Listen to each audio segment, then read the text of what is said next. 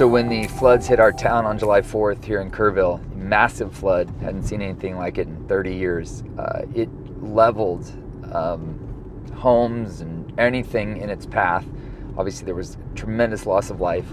Another thing that happened is there was a tremendous loss of these huge trees. Some of them were over 100 years old that are along the river, these cypress trees. And there were just piles and piles and piles of the debris. A lot of people didn't know what to do with them, so they just started burning them. And the city quickly put a stop to that because there were still bodies that were actually under the debris that they were trying to find. So during that time, I saw a post by my friend David Carpenter, and he's been working with these trees, and he has a mill here in town, and he was saying, please don't just burn the trees. If you can give them to me, I would like to take them and turn them into different woodworking projects, furniture and things like that. So today I am on my way to go see David's mill. I've known his family for at least 35 years. Amazing folks, David Carpenter. And he really sees a deep spiritual meaning to what he does in redeeming these trees that have fallen out of the destruction and chaos that hit our town. He's doing an amazing job restoring them. So I wanted to see him today. I wanted to get his take on the spirituality of what he's doing. He has a really amazing take on it. And with this podcast, we talk about where you're from, where you've come from, where you're at now, and where you're going, perspective on your past and vision for your future. What he's doing with these trees is a picture of that. These trees have a long storied history, and they're kind of changing form, even through tragedy, into something new. I think it's a powerful example of what God does for us. So gonna go check out David and hear what he has to say today. And of course, how fitting that his place is called Redemption Mill. All right, we are here at Redemption Mill, and there is the man, David. Good to see you, brother. Good to see you, Joel. So take us around and show us what you got here. Well, it's kind of a hot mess right now. I just got in from cutting yesterday. This is a shop that I rent. It was shared with another woodworker. I still haven't cleaned all his stuff out. So we've got different projects that I do in here that come from the sawmill. And so right now I'm working on this project. It's for the Episcopal Church. Those are towel crosses, right? Those are towel crosses? Yeah. Dude, listen, you know some stuff. I'm kind of into the Franciscans. You are? So, what do you know about the Franciscans? Well, I wanted to be one when I was 18. Okay. And then I started hanging out with them, and I realized that I really liked women, for one. And the vow of celibacy wouldn't cut it for me. Paul does talk about this. Yes, and I don't know. Honestly, at the time, I was a little bit legalistic, and they were way too into grace. And I'm like, I wanted a rule. They have this rule of life that they live by: poverty, chastity, and obedience. I'm like, that's what I need to keep me from sinning. Little did I realize, vows don't keep you from sinning. Yeah. Yeah. There is a lot of grace out there to be had if we can just get over ourselves. Indeed, yeah. So you're doing this for the Episcopals? Yes, dude, they have this awesome program going where they're gonna monastic lifestyles to whoever wants it, mostly young people. And I think it's a 6-month program. They come in, they give them one of these. They have their own place to stay, and it ends at St. Francis's Monastery in Italy. They take them to Italy. Assisi. Yeah, no way. I've been there. Yeah, That's no, cool. it's awesome. So they're doing that, and this is one of those projects. This was the example they gave me that they wanted. What kind of wood is that? This one is Israeli olive, but it's not quite my style. Okay. So I made one for the lady. What about it is not your style? First of all, it's varnished, so when you feel it, you can't feel the wood, you feel the varnish. Oh, Secondly, it's kind of overly finished. They tried to make it look rough, but it's like 1980s rough. It's got this eye ring in it that's not real pretty. So here, we're gonna make one together. You ready for this? All right, let's see it. This is the kind of stuff that I use. This is why I like Redemption. This was an old piece of wood that I found in the river, and you can see this was the log. So it was just broken off, had been broken by the flood. That was gnarly. one of the flood pieces. Wow. Yeah. Destined for the fire, right? That's the kind of stuff I like. So then cut into it. It fought off an infection in its life, so it has this grain right here, which is burl. And it makes it particularly pretty. Wow. So the harder the life, the prettier the wood. We were in a desperate situation up at Heart of the Hills. Huge pile of debris. We were still really hopeful that there was living people. Yeah, I remember those days. And I got up there and there was 6 state troopers digging on this pile. And I told them, I was like, hey, it's going to take y'all 2 years to do what you're doing. I've done the math. It's 2 years for y'all to do this. I go, you want me to see if I can get some help? And they said, yeah. So I went up to Kreider's, just burned it over there. And there was dudes sitting there with excavators with grapples. And I go, hey, where are y'all going? And they go, we just came to help. We don't know where to go. I was like, follow me. We're going to do this. And dude, that was the first guy, Flowers. We came in, we cut a road. By the end of that day, we had 4 machines, 2 mini excavators, 2 bobcats with grapples and another one. And we had like 20 guys down there helping them. By day 2, we had 500 men strong, 2 360 class excavators, 15 other machines, and SEAL Team 6. Wasn't that crazy? That was crazy too. So many people showed up, but they're like, tell us what to do. Anybody that would take leadership, everybody would like jump on board. That was it, and that's my buddies still tease me now. They come up and they go, David, we don't know what to do. We need leadership. Because these guys were so high functioning. I would just get them in there and they would do it. Okay, so this is the rough wood. And you can see this piece of wood is like, most people would just throw it away. So we're gonna sand the top off. Sorry about the dust. This is a really aggressive sander. So that's a 60 grit. Talks to me every time. Wow, wow. First person to ever see that. Okay, so then we've been using templates, these little paper templates, and they're kind of a rough idea of what we want. All right, Joel, where do you want it? Be cool to have that as the top, right? That's what I'm thinking, dude. Yeah, that is the top. You like this size? Yeah, it's a great size. Okay. So why don't we put, it's got red on the back. I think it needs to sit a little higher to get it all.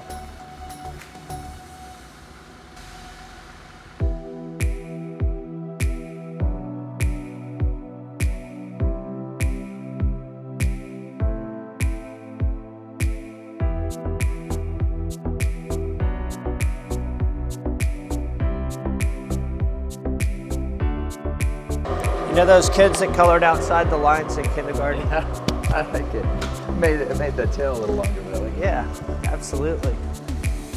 And again, you can see it's not symmetrical. It's all cattywampus. And what how it crosses right there. Yeah, and I can make them perfect. What I've learned is there's kind of beauty in the imperfection.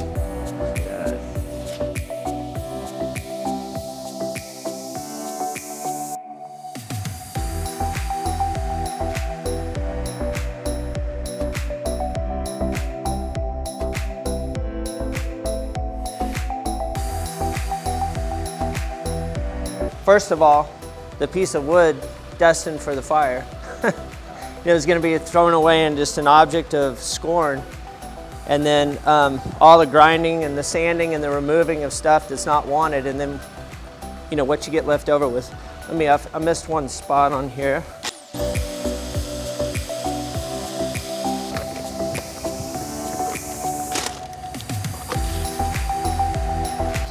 So it's interesting, every one of those is going to end up unique because it's so handcrafted, right? Like. Yes, and that's what we started making these. She came to the conclusion that I've seen for years, which is the flaws and the uniqueness of each piece really makes it more desirable. So you try to, my dad's generation, they liked Formica, they liked finished things. They come in, oh look, it's beautiful. Take that piece of wood You put decoupage about that thick on it, you'll feel nothing but beautiful plastic. And so we're different. You know, I use oil on the wood so you can feel the wood. And I like the flaw. If there's a crack in it, I'll show off the crack. I'll burn it out and blacken it so you can see there's a crack.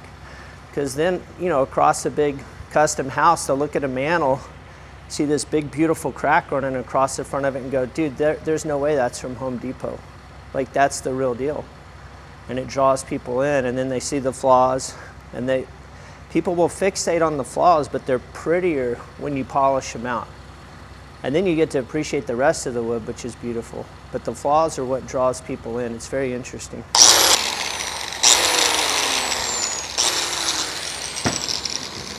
So how long have you been doing this? Since I was about 5. Yeah. Making stuff. The sawmill since 2001. Okay. And on and off, not always my full-time hustle, sometimes my side hustle. But for the last 5 or 6 years full-time, I finally realized I was going to have to commit. It is interesting, like I've found that when you commit to the path, the way opens to you, but it doesn't open to you until you commit to the path. It's like you step your feet in the Jordan and then it splits, right? Yeah. We will talk about this.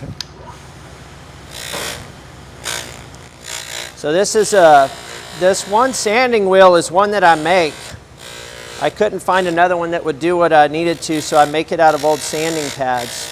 And there's a faster way to do these. Like, I should have been doing them like 3 or 4 times faster. And I just couldn't rush them. You know, I started feeling that God was going to do some stuff with this group. They're going to actually do a pilgrimage. And so he had me do these steps because there's a way you can do things where you feel the love, man, when you feel it. Like, you don't believe me? Feel it. It should make you happy. It's a lot of sanding. It is. But it does something unique. And the thing I've seen that people really want from the river is redemption. Because we've seen it be so beautiful. And it's so beat up. You know, it's this thing that we loved when we were a kid. And as adults, that's where we go to cool off. That's where our happiest memories are. And we just saw it get absolutely destroyed. And people keep coming to me and they're like, David, I need something made out of Cypress. I want to remember something. They don't know how to say it, but what they're talking about is they want to see beauty from ashes. They want to see something absolutely broken turn into something beautiful. So then the scripture that God gave me for these guys, and this is one of the ones for the flood, is Isaiah 43. Fear not, for I am with you. I have called you by name, you are mine. When you walk through the waters, I will be with you. And through the rivers, they shall not overflow thee. When you walk through the fire, you won't be burned. Neither shall the flame kindle upon you, for I am the Lord your God. And you're burning the wood right now. Yes, sir. There's another one where it says, fear not, for I have redeemed you. So you're highlighting you're writing it in, redeemed. All right, good. Yeah, and I'm always even it with the 3 dots because it's just a segment of the scripture. This is olive oil. And I use olive oil. Obviously, it has some symbolic meaning, but I like it. I've always used it. And all it does is bring out the natural color in the wood. People like to stain stuff, and I'm not a real big fan of the stain because there's so much right there that the wood has that it offers. Oh, so that's just olive oil on It's that. just olive oil. Makes it pop. Okay, walk it out into the sunlight, and I'll tell you what you're looking at here, what it took to make it. When you hit the sunlight, you're going to see a property called chatoyancy. Other people call that quilting, and if you rotate your body in the light, it should change colors. See the waves in it? Oh yeah. That happens under extreme duress. So keep spinning your body. Oh wow, that one really made it. Yeah, and it'll look light from one side and dark from the other. In nature, we call that chatoyancy. Chatoyancy. Mm-hmm. How do you spell that? Chatoyancy. Don't get me to lying to you on spelling, but that's it. You see it in butterfly wings with chromatophores, iridophores, and fish, tropical fish. Our fish have them, birds. Yeah. And so this happens when when it's under so much stress. The wood is getting bent back and forth and rehealing just like stretch marks. And when it does that, it creates that property quilting. It's called quilting, and the iridescent property is chatoyancy.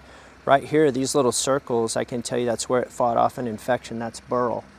And so it tried to encapsulate the infection, and then it escaped and it encapsulated it again and again, and it looks like it successfully got it.